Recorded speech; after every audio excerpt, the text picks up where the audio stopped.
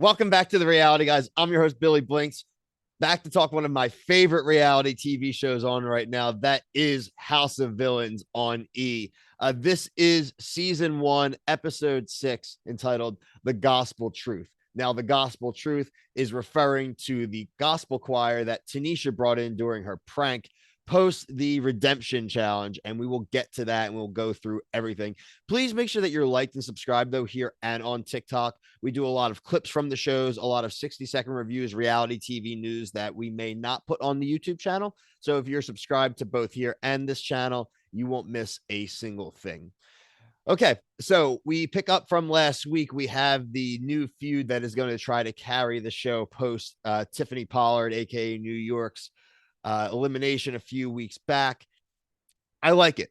I think that is a really good feud. Omarosa does not like floaters. If you don't know what a reality TV floater is, it's someone that goes on to one of these competition elimination shows and does whatever they can do to not have to participate in any type of elimination challenges or really ever be any sort of target.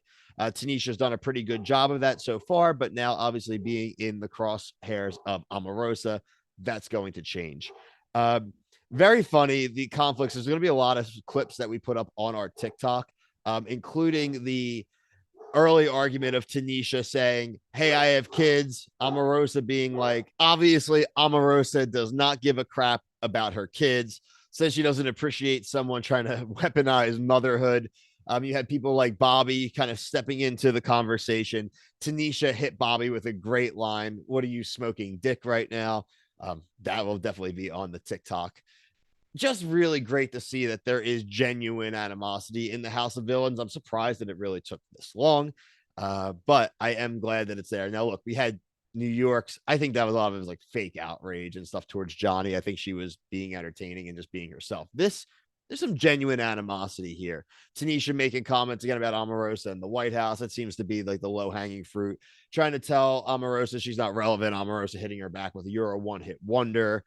Just really getting personal with things here. Now we have 3 people that are vulnerable this episode. It is Shake, it is Corinne, and it is obviously Tanisha.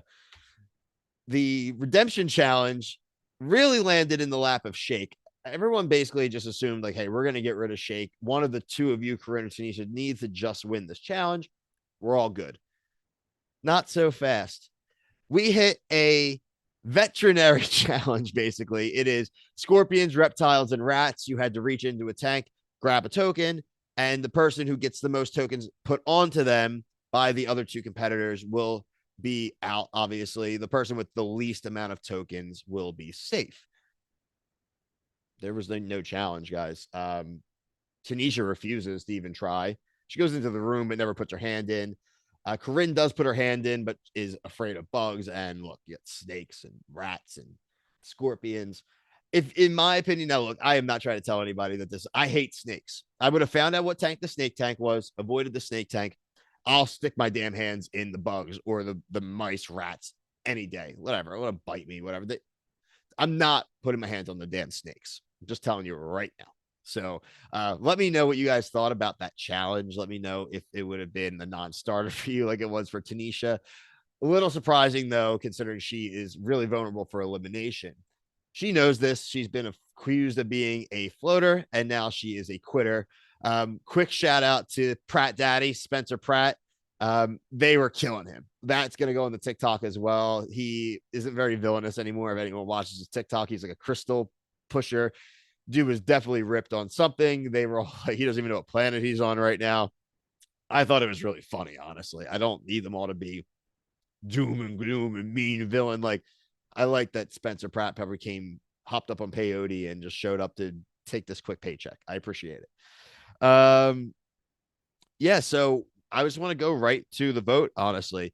I mentioned the choir group. This was her, and I'm going to get you a nice pun here. Her Hail Mary, a little bit of a wake up call for everyone in the morning. Bobby kind of did this to New York. People didn't find it funny. Somehow they do a gospel choir in the morning. Everyone thinks it's great. But Omarosa talks to Bobby. Bobby seems like he's leaning towards actually saving Tanisha, going with Corinne. Thinks Corinne may not be as trustworthy. again, probably thinking she's really just mostly loyal to Bananas. And if they're looking long term, maybe this will be a problem for Bobby's game. Omarosa is furious. She says you got to quit. You got to get rid of quitters. But the problem with the show, and at least for someone like Omarosa, is when you're in that power position of being the supervillain, you don't get the vote. And so, frankly, we get to the 3-person vote unanimously to vote Corinne out. I'm going to say I am surprised. I'm not sure why Johnny got rid of that number. Maybe he thinks he is really going to just have Tanisha fully committed now that he has saved her per se, and the group has, and that's a strong alliance.